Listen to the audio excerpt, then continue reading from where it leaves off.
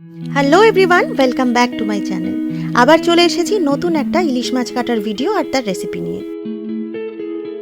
জাপানে আসার পর থেকে এই মাছ কাটার গুণটা আমি কিন্তু বেশ ভালোভাবেই রপ্ত করে ফেলেছি। ব্যাস অস্ত্রশস্ত্র নিয়ে শুরু করে দিয়েছি মাছ কাটতে।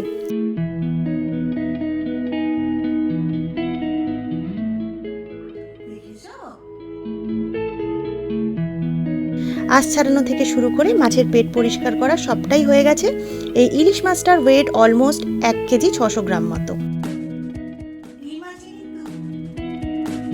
মাছটা ফ্রোজেন হলেও খুব পুরনো নয়, দেখেই বেশ বোঝা যাচ্ছে সেটা। মাছ কাটা ডান, কিছুটা মাছ রেখে দিলাম ফ্রিজারে, আর বাকিটা আজ রান্না করব।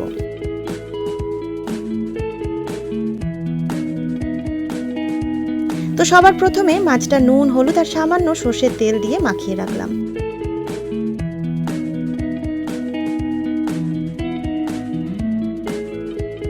বাকি উপকরণগুলো ছিল দই, নারকেল কুচি, কাঁচা লঙ্কা, পোস্ত, সর্ষে আর কাজু বাদাম। এবার দই বাদে বাকি সব কিছুকে গ্রাইন্ড করে নিচ্ছি।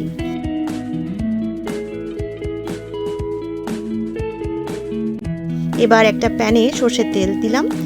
তেল গরম হলেই মাছগুলোকে এক এক করে ভেজে নিলাম। খুব বেশি লাল করে ভাজবো না কিন্তু।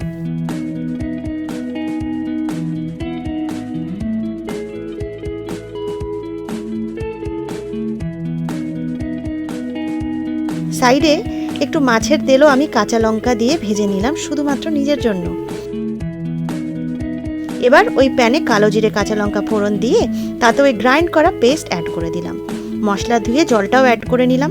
এবার মশলাটা একটু নাড়াচাড়া করে তাতে অ্যাড করলাম দই, পরিমাণ মতো নুন আর হলুদও অ্যাড করলাম, আর সঙ্গে অল্প জল অ্যাড করে ঢাকা দিয়ে হালকা আঁচে ফুটতে দিলাম।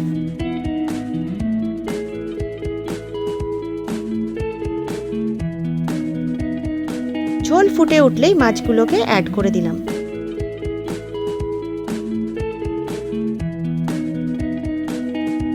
আবারও ঢাকা দিয়ে 5 থেকে 7 মিনিট ফুটিয়ে নিয়ে ফ্লেভারের জন্য অ্যাড করলাম চেরা কাঁচা লঙ্কা আর সর্ষের তেল।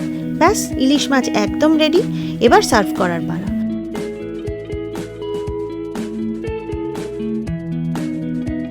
গরম গরম ভাতের সঙ্গে এরকম ইলিশের ঝোল কিন্তু দারুণ লাগে। তোমরাও ট্রাই করে দেখতে পারো এই ডিশটা। আজ তাহলে এখানেই শেষ করছি। দেখা হবে খুব শিগগিরই নতুন একটা ভিডিও নিয়ে। সবাই খুব ভালো থেকো। টাটা।